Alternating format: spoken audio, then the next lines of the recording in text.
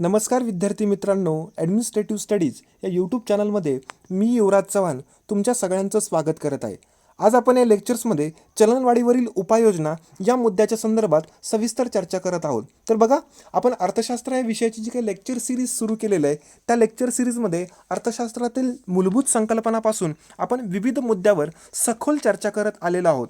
तर जे कोण आज पहिल्यांदा व्हिडिओ बघतायत त्यांनी ॲडमिनिस्ट्रेटिव्ह स्टडीज MPSC UPSC या चॅनलला सबस्क्राईब करून प्लेलिस्टमध्ये अर्थशास्त्राशी रिलेटेड जी काही विविध लेक्चर्स आहेत ती व्यवस्थित बघून घ्या, म्हणजे तुम्हाला अर्थशास्त्राचा अभ्यास करत असताना त्या लेक्चर्सचा उपयोग होऊ शकेल. तर ठीक आहे, आज आपण जे काही इन्फ्लेशन हा मुद्दा जो काही चर्चेला घेतलेला आहे त्या इन्फ्लेशनच्या मुद्द्याच्या संदर्भातलं इन्फ्लेशनवरील नियंत्रण किंवा महागाईवरील नियंत्रण हा विषय किंवा हा मुद्दा आपण चर्चा करत आहोत. तर मागील लेक्चरमध्ये इन्फ्लेशनमधील किंवा इन्फ्लेशनवर RBI किंवा त्या देशाची सेंट्रल बँक नेमकं कसं नियंत्रण ठेवते हा मुद्दा आपण डिटेल्सपणे मागच्या लेक्चरमध्ये चर्चा केलेली आहे. तर आजच्या लेक्चरमध्ये इन्फ्लेशनवरती किंवा महागाईवरती त्या देशाचं केंद्र सरकार किंवा त्या देशाचं सेंट्रल गव्हर्नमेंट नेमकं कसं नियंत्रण ठेवतं हे आपण या लेक्चरमध्ये स्पष्ट करणार आहोत. म्हणजे हे लेक्चर संपल्यानंतर की त्या देशाचं कोणत्याही देशाचं सरकार किंवा गव्हर्नमेंट इन्फ्लेशनवरती नेमकं नियंत्रण कसं ठेवतं याच्या संदर्भात तुमच्या माइंडमध्ये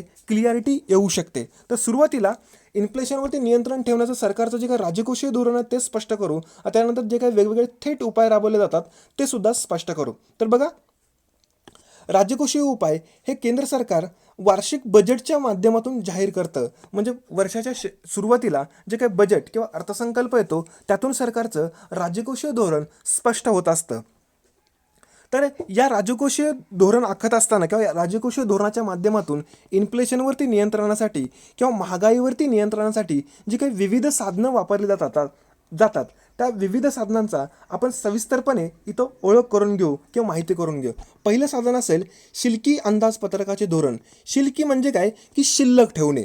आता बघा, पहिल्यांदा आपल्याला अंदाजपत्रक बघावं लागेल नेमकं काय असतंय. अंदाजपत्रक त्याला इंग्लिशमध्ये बजेट असं पण बोललं जातं, मात्र राज्यघटनेमध्ये ॲन्युअल फायनान्शियल स्टेटमेंट असं बोललं जातं राज्यघटनेच्या कलम क्रमांक 112 नुसार. हा जरा मुद्दा लक्षात ठेवा. आपल्या राज्यघटनेमध्ये बजेटला बजेट असा शब्द कुठेही नसून ॲन्युअल फायनान्शियल स्टेटमेंट असा शब्द आहे. तर याच्यावरती बऱ्याच वेळेला प्रश्न आलेला आहे, भविष्यात पण येऊ शकतो. तर बघा, आपला मुद्दा आहे की शिल्लकी अंदाजपत्रक धोरण, आणि तो बघत असताना पहिल्यांदा अंदाजपत्रक काय असतं हे आपल्याला कळलं पाहिजे. तर अंदाजपत्रक म्हणजे काय, एक स्टेटमेंट असेल की ज्या स्टेटमेंटमध्ये सरकारला किती रुपये मिळणार आहेत अंदाजित आणि सरकार अंदाजित किती रुपये खर्च करणार आहे याचा एक ताळमेळ बांधलेला असेल. समजा सरकारला 100 रुपये मिळणार आहेत आणि सरकार 100 रुपये जर रुपये खर्च करत असेल तर अशा अंदाजपत्रकाला किंवा अशा बजेटला समतोल अंदाजपत्रक असं म्हणतात. आणि समजा सरकारला जर 100 रुपये मिळणार आहेत आणि सरकार जर 120 रुपये खर्च करणार असेल तर अशा अंदाजपत्रकाला तुटीचे अंदाजपत्रक किंवा इंग्लिशमध्ये डेफिसिट बजेट असं म्हणतात. आणि तिसरा जो काय अंदाजपत्रकाचा प्रकार आहे तो म्हणजे सरकारला समजा मिळणार आहे 100 रुपये, मात्र सरकार करणार आहे 80 रुपये खर्च, तर अशा अंदाजपत्रकाला शिल्लकीचे अंदाजपत्रक म्हणतात. बऱ्याच वेळेला प्रश्न परीक्षेमध्ये आलेले आहेत की अंदाजपत्रकाचे एकूण प्रकार किती पडतात. तर 1, 2 आणि 3. पहिला असेल मिळतंय म्हणजे इन्कम आहे तेवढाच खर्च होतोय, त्याला समतोल अंदाजपत्रक. दुसरा जो काही प्रकार आहे मिळकतीपेक्षा जर अधिक खर्च होत असेल तर याला म्हणतात तुटीचं अंदाजपत्रक, आणि मिळकतीपेक्षा जर कमी खर्च होत असेल तर याला असं म्हणतात की शिल्लकी अंदाजपत्रक. तर बघा, इथं एक बेसिक संकल्पना तुम्हाला एवढी कळली पाहिजे की सरकारचा खर्च किंवा सरकारचा एक्सपेंडिचर देशातल्या सामान्य लोकांचा इन्कम असतो. समजा इथं केंद्र सरकार असेल आणि इथं तुम्ही देशातली सर्वसामान्य माणसं आहात. आता केंद्र सरकार विविध कामं करत असतं, रस्ते बांधत असतं, पूल बांधत असते किंवा विविध इन्फ्रास्ट्रक्चरची कामं करत असतं. आता ही कामं करत असताना बऱ्याचशा लोकांना रोजगार अवेलेबल होतो, आणि रोजगार अवेलेबल होतो म्हणजे त्या रोजगाराच्या माध्यमातून देशातल्या लोकांच्या हातामध्ये 4 पैसे येतात. जर सरकारनं शिल्लकी अंदाजपत्रकाचं धोरण राबवलं म्हणजे मिळतात त्यापेक्षा कमी खर्च करायचा, म्हणजे सरकार कामं कमी करणार किंवा खर्च कमी करणार किंवा इन्फ्रास्ट्रक्चरमध्ये कमी खर्च करणार, म्हणजे देशातल्या लोकांना रोजगार कमी अवेलेबल होणार. आणि देशातल्या लोकांना जर रोजगार कमी अवेलेबल झाला तर देशातल्या लोकांच्या हातामध्ये पैसा कमी येणार, आणि हातामध्ये जर पैसा कमी आला तर त्यांची मार्केटमधली मागणी असतात ती कमी होणार, आणि मार्केटमधली मागणी कमी झाली की देशातलं इन्फ्लेशन कमी होणार. तर असं सरकारनं जर शिल्लकी अंदाजपत्रकाचे धोरण राबवलं तर या धोरणाच्या माध्यमातून शासन या प्रकारे चलनवाढ किंवा इन्फ्लेशन नियंत्रणात आणू शकते. तर बजेटचं जे काय धोरण आहे किंवा अंदाजपत्रकाचं धोरण आहे हे आपल्याला बजेट या प्रकरणामध्ये डिटेल्समध्ये चर्चा करायची आहे. फक्त आत्ता एवढं लक्षात ठेवा की अंदाजपत्रक म्हणजे काय, सरकारचा इन्कम आणि एक्सपेंडिचर याचं जिथे ॲनालिसिस केलेलं स्टेटमेंट असेल त्याला बजेट म्हणतात. बजेटचे एकूण 3 प्रकार असतात. सरकारची मिळकत आहे तेवढाच जर खर्च असेल तर आता समतोल बजेट किंवा बॅलन्स बजेट म्हणतात. सरकारचा जेवढा इन्कम आहे त्यापेक्षा जर अधिक खर्च असेल तर त्याला डेफिसिट बजेट म्हणतात. आणि सरकारच्या इन्कमपेक्षा जर कमी खर्च असेल तर त्याला सरप्लस बजेट म्हणतात किंवा शिल्के अंदाजपत्रक म्हणतात. तर हा पहिल्या मुद्द्याच्या माध्यमातून किंवा या पहिल्या घटकाच्या माध्यमातून शासन वाढणाऱ्या इन्फ्लेशनवरती राजकोषीय धोरणाच्या माध्यमातून कंट्रोल करेल. दुसरा जो मुद्दा आपला तो करांमध्ये वाढ किंवा टॅक्स जो आहे शासनाचा तो टॅक्सचा जो दर असेल तो वाढवेल. आता बघा, समजा इथं उदाहरणासाठी आपण एक व्यक्ती एक्स नावाची घेतली. ती व्यक्ती मागच्या वर्षी गव्हर्नमेंटला 10,000 रुपये टॅक्सच्या माध्यमातून सरकारला देत होती आणि सरकारनं कर किंवा टॅक्सचा दर वाढवल्यामुळं ती व्यक्ती यावर्षी सरकारला 12,000 रुपये पे करते. म्हणजे मागच्या वर्षी 10च्या ऐवजी 12 झालं. याचा अर्थ 2,000 रुपये त्या व्यक्तीनं सरकारला एक्स्ट्रा किंवा जादाचे पे केले. याचा अर्थ काय झालं की त्या व्यक्तीच्या जो काही इन्कम आहे त्यातले 2,000 एक्स्ट्राचे गव्हर्नमेंटकडे गेले किंवा सरकारकडे गेले. म्हणजे त्या व्यक्तीचा 2,000 रुपयाचा खर्च कमी झाला. म्हणजेच त्या व्यक्तीची 2,000ची मागणी कमी झाली आणि 2,000 रुपयाची मागणी कमी झाली म्हणजेच की अर्थव्यवस्थेमध्ये जी काही महागाई आहे ती कमी होईल. म्हणजे सरकारनं जर कर वाढवला तर देशातल्या लोकांचा अतिरिक्त इन्कम हा सरकारला टॅक्सच्या रूपाच्या माध्यमातून पे करावा लागतो. आणि तो जर टॅक्सच्या माध्यमातून अधिक पे करत असेल लोक तर देशातल्या लोकांची जी काही मागणी आहे ती कमी होते. आणि मागणी जर कमी झाली तर देशामधलं इन्फ्लेशन जे आहे किंवा महागाई जी आहे ती कमी होते. तर बऱ्याच जणांना मागणी कशी इन्फ्लेशन कमी करते किंवा त्याचा नेमका परिणाम काय असतो तर याच्या संदर्भात सुद्धा आपलं लेक्चर आहे. तर त्यासुद्धा लेक्चरची मी जी लिंक आहे ते डिस्क्रिप्शन बॉक्समध्ये देतो. ते लेक्चर आवश्यक बघा म्हणजे हा जो मुद्दा आहे तो तुम्हाला अधिक सविस्तरपणे कळून जाईल. पुढचा असेल, सरकारनं आपल्या बचतीमध्ये वाढ केली. सरकार जे विविध कामं करत आहे म्हणजे सरकारकडे जो काही निधी अवेलेबल आहे तो निधी पूर्णच्या पूर्ण विविध ठिकाणी खर्चच करत नाही, म्हणजे बचत करेल, म्हणजे स्वतःकडे जास्त ठेवेल. आता लक्षात ठेवा, सरकारनं जर स्वतःकडे जास्त जर निधी ठेवला तर याचा अर्थ काय होईल की अर्थव्यवस्थेमध्ये कामं कमी होतील. कामं कमी होतील याचा अर्थ काय की सरकार अर्थव्यवस्थेत जो काही पैसा खर्च करणार आहे तो कमी होईल. आणि तो जर कमी झाला तर देशातल्या लोकांच्या हातामध्ये पैसा कमी येईल. आणि हातामध्ये जर पैसा कमी आला तर देशातल्या लोकांची मागणी असते ती कमी होईल. आणि मागणी जर कमी झाली तर या देशामध्ये जी इन्फ्लेशन वाढलेली आहे ती सुद्धा कमी होऊ शकते किंवा घसरू शकते. म्हणजे बघा, सरकारनं जर बचत प्रवृत्तीमध्ये जर वाढ झाली तर सरकारचा खर्च कमी होईल. आणि सरकारचा जर खर्च कमी झाला तर देशातल्या लोकांचं इन्कम कमी होईल. आणि देशातल्या लोकांचं इन्कम जर कमी झालं तर देशातली महागाई जी असते ती सहजच किंवा ऑटोमॅटिक कमी होण्यासाठी मदत होऊ शकते. तर बघा, तिसरा जो काही मुद्दा आहे तो बचतीमध्ये वाढ हा पण डिस्कस केला. पुढचा मुद्दा आहे सार्वजनिक कर्जाची उभारणी. समजा सरकारनं आमच्या देशातल्या लोकांच्याकडून कर्ज घ्यायला सुरुवात केली. जसं आपण बँकाकडून कर्ज घेतो तर सरकार सुद्धा देशातल्या लोकांच्याकडून कर्ज घेऊ शकते. तर बघा, केंद्र सरकारनं देशातलं तुमच्याकडून, माझ्याकडून किंवा सामान्य लोकांच्याकडून सुद्धा कर्ज घेण्याचा जो काय मार्ग आहे त्याचा अवलंब केला. आता सरकार नेमकं देशातल्या सामान्य लोकांच्याकडून कर्ज नेमकं घेतं कसं, तर याच्यासाठी सरकारी कर्ज रोखे असतात किंवा गव्हर्नमेंट डिबेंचर्स किंवा गव्हर्नमेंट बॉन्ड्स असतात त्याची विक्री करतात. आता समजा हा एक डिबेंचर्स आहे समजा 10,000 रुपयाचा. हा देशातल्या एका सामान्य माणसाने किंवा तुम्ही मी समजा हा गव्हर्नमेंट डिबेंचर समजा मी विकत घेतला किंवा तुम्ही विकत घेतला तर तुमचे जे काय 10,000 रुपये असतील तर ते 10,000 रुपये सरकारच्या तिजोरीत जातात. याचा अर्थ काय की तुमचे जे काही 10,000 होते तर तुम्ही मार्केटमध्ये खर्च करण्याच्या ऐवजी सरकारला दिले आणि हा गव्हर्नमेंट डिबेंचर्स खरेदी केला. आता बऱ्याच जणांना प्रश्न पडेल की गव्हर्नमेंट डिबेंचर्स खरेदी करून उपयोग काय, तर गव्हर्नमेंट ह्या डिबेंचर्सवरती तुमची मूळ रक्कम प्लस तुम्हाला चांगला इंटरेस्ट पण देतं, त्यामुळे लोक खरेदी करतात. तर समजा हा डिबेंचर तुमच्याकडे आला आणि तुमचे जे पैसे होते ते सरकारकडे गेले तर असंही तुमच्या बाबतीत झालं. असं अर्थव्यवस्थेतल्या विविध लोकांना जर सरकारी कर्ज रोखे जर गव्हर्नमेंटनं विकून पैसा किंवा कर्जाच्या माध्यमातून जर उभारला तर देशातला जो काही लोकांचा पैसा मार्केटमध्ये खर्च होणार तो सरकारी तिजोरीत जमा होईल. आणि तिजोरीत जमा झाल्यामुळं जो अर्थव्यवस्थेतली जी काही महागाई असेल ती मागणी घटून कमी होऊ शकते. म्हणजे लोक हा पैसा मार्केटमध्ये वस्तू आणि सेवा खरेदी करण्यास सरकारला देतील आणि त्यामुळे व्यक्तींची जी काही खरेदी शक्ती असते किंवा क्रय शक्ती कमी असते आणि त्यामुळं जी काही अर्थव्यवस्थेतली महागाई आहे किंवा इन्फ्लेशन आहे ते कमी होऊ शकतं. तर इथं आपण महत्त्वाचे जे काही मुद्दे बघितले ते बघा, पहिला बघितला की शिल्लकी अंदाजपत्रक आहे धोरण, दुसरं असेल की करांमध्ये वाढ करणे, तिसरं असेल की शासनाच्या बचतीमध्ये वाढ, आणि चौथा असेल सार्वजनिक कर्जाची उभारणी. तर हे मुद्दे, आता एवढे मुद्दे बेसिक लक्षात ठेवा.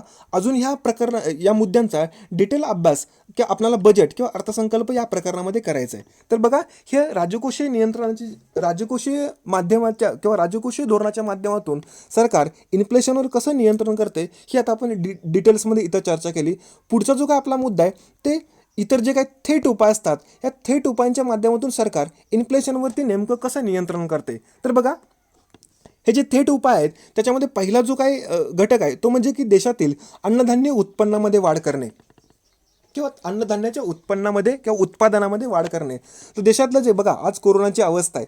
आता कोरोनामुळे विविध सगळे व्यवसाय सगळे जरी ठप्प असले तरी आज सरकारनं घोषित केलेलं आहे शेती किंवा शेतीशी रिलेटेड ज्या काही ॲक्टिव्हिटी आहेत त्याच्यावरती आम्ही कोणतीही बंधनं लावणार नाही. याचा अर्थ काय, जर शेतीच्या ॲक्टिव्हिटीवर जर बंधन लावली तर शेतीतलं उत्पन्न घटेल, आणि शेतीतलं जर उत्पन्न घटलं तर अन्नधान्याच्या किमतीबरोबर इतर विविध गोष्टींच्या किमतीमध्ये किंवा इन्फ्लेशनमध्ये वाढ होऊ शकते. त्यामुळे सरकारनं सांगितलं आहे की आम्ही शेतीच्या संदर्भात कोणतीही विशेष बंधनं लावणार नाही, शेतीच्या बाबतीतली सर्व कार्य सुरळीतपणे चालतील यासाठी सरकार काम करतं आहे. याचाच बेसिक अर्थ असा होतो की शेतीतलं जे काही उत्पन्न आहे ते जर वाढलं तर अन्नधान्य असेल किंवा इतर वेगवेगळ्या काही गोष्टी असतील यांचं जे काही इन्फ्लेशन होणार असतं ते कमी होतं. त्यामुळं शासन अन्नधान्याचं जे उत्पन्न असेल ते मॅक्झिमम कसं वाढवता येईल यासाठी सतत कार्यशील असतं. त्यासाठी शासन वेगवेगळ्या साधनांचा सुद्धा अवलंब करतं. उदाहरणार्थ शेतकऱ्यांना सबसिडी देईल, मग शेतकऱ्यांना जे काही फर्टिलायझर वगैरे मिळतं किंवा जी खतं मिळतात रासायनिक खतं त्याच्यावरती वेगवेगळी सबसिडी देईल.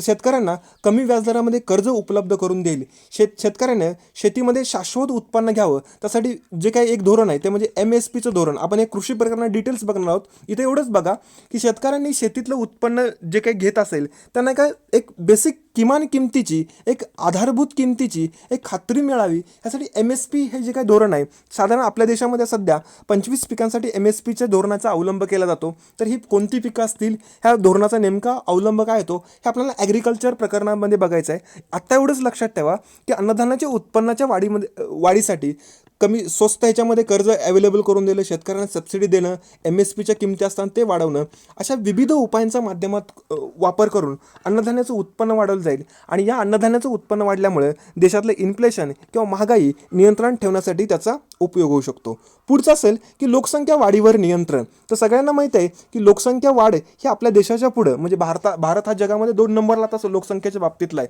काही दिवसातच 1 नंबरला सुद्धा होऊ शकतो. तर ही लोकसंख्या जर अशी अनियंत्रित जर वाढत असेल तर देशातली जी काही संसाधनं आहेत ते रिसोर्सेस आहेत त्यांच्यावरती अनियंत्रित ताण येऊ शकतो.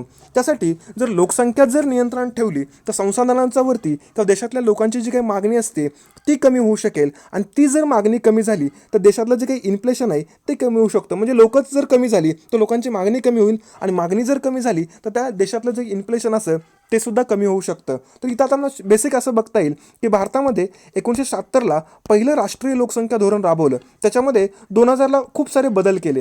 तर आपल्याला हा लोकसंख्या जे काही प्रकरण आहे त्याच्याबद्दल आपल्याला डिटेल्स त्या प्रकरणात बघायचं आहे की भारतातली लोकसंख्या काय आहे, जगाची लोकसंख्या काय आहे, आणि भारतातल्या लोकसंख्या नियंत्रणासाठी जे विविध जे काही पावलं उचलली किंवा फॅक्च्युअल डेटा असेल तो आपल्याला लोकसंख्या या प्रकारामध्ये बघायचा आहे.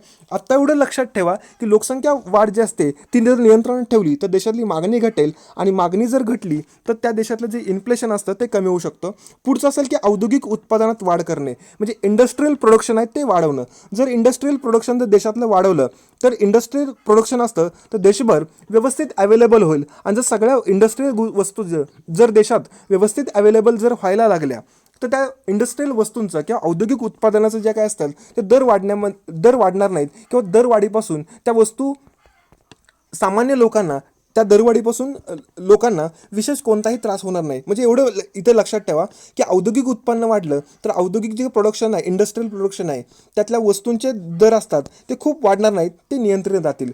पुढचं असेल की आवश्यक वस्तूंच्या आयातीचे धोरण. आता आवश्यक म्हणजे काय, देशातल्या लोकांना ज्या खूप आवश्यक वस्तू असतात त्या देशामध्ये जर तेवढ्या जर अवेलेबल नसतील तर त्या वस्तूंचे दर खूप वाढतात. म्हणजे बऱ्याच वेळेला माहिती असतं बघा की आपल्या देशामध्ये कांद्याचा जर पुरवठा कमी झाला किंवा कांदा जर अवेलेबल नसला तर आपण विदेशी देशाकडून कांदा आयात करतो का, कांद्याचे दर वाढू नयेत म्हणून. किंवा आपल्यामध्ये समजा साखरेचं उत्पन्न कमी झालं तर आपण विदेशाकडून साखर आयात करतो का, साखरेचे दर वाढू नये. त्यामुळे देशातल्या जे काही आवश्यक वस्तू आहे याच्या संदर्भातले जर दर वाढत असतील तर त्या आवश्यक वस्तूंचं विदेशातून आयातीचं धोरण सुद्धा केंद्र सरकार अवलंब करू शकतं आणि या धोरणाच्या माध्यमातून त्या वस्तूंच्या किंवा सेवांच्या दरवाढीपासून किंवा किंमत वाढीपासून बचाव देशातील लोकांचा केला जाऊ शकतो. तर हा महत्त्वाचा हा मुद्दा. पुढचा असेल की सार्वजनिक वितरण व्यवस्था. तर बऱ्याच वेळेला बघा की आज कोरोनाची अवस्था आहे, देशामध्ये किमान अन्न सुरक्षा तर राहावी म्हणून सार्वजनिक वितरण व्यवस्था केंद्र आणि राज्य सरकार ह्या दोन्ही संस्था किंवा दोन्ही घटक एकत्रितपणे याची व्यवस्थित अंमलबजावणी करत आहे असं म्हटलं तरी चालेल. बघा आज कोरोनाच्या पार्श्वभूमीवरती देशातील लोकांना गहू असेल, तांदूळ असेल, डाळी असेल, तेल असेल असे विविध घटक सार्वजनिक वितरण व्यवस्थेच्या माध्यमातून पुरवले जातात. आपल्या देशामध्ये बघा लक्षित सार्वजनिक वितरण व्यवस्था आमच्या देशामध्ये 1997ला सुरू केली. म्हणजे आमच्या देशातले जे काही गरीब व्यक्ती आहेत की ज्यांना 2 वेळचं अन्नधान्यसुद्धा मार्केटमधून घेऊन खाणं परवडत नाही, त्यांना अगदी कमी किमतीमध्ये किंवा अगदी अल्प किमतीमध्ये त्यांना अन्नधान्य आहे ते या सार्वजनिक वितरण व्यवस्थेच्या माध्यमातून अवेलेबल करून दिलं जाईल. आणि ते जर अन्न अवेलेबल जर त्यांना करून दिलं तर अन्नधान्याच्या ज्या काही किमती आहेत त्या वाढण्यापासून किंवा अन्नधान्याच्या किमतीतलं जे इन्फ्लेशन असेल ते कमी करण्यापासून किंवा कमी करण्यामध्ये ही जी काही सार्वजनिक वितरण व्यवस्था असेल खूप महत्त्वाचा रोल बजावू शकते असं तर म्हटलं तरी चालेल.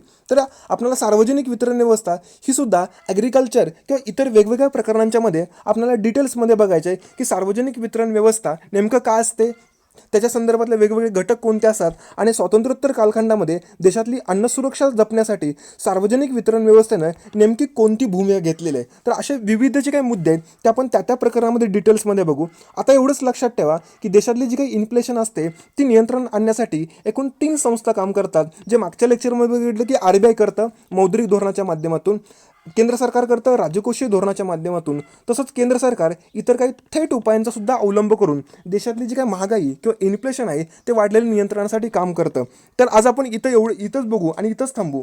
तर आज जे लेक्चर जर झालेलं आवडलं असलं तर लाईक करा, नाही आवडलं तर डिसलाईक करा. मात्र कमेंट बॉक्समधलं की का डिसलाईक केलं, म्हणजे तुमच्या सूचनांचा मला योग्य तो अवलंब करून पुढील लेक्चरमध्ये त्या सूचनांचा अंतर्भाव करून अधिक लेक्चर तुमच्यासाठी चांगलं बनवता येईल. तर ठीक आहे, आज एवढंच सांगतो आणि आज इथं थांबतो. धन्यवाद.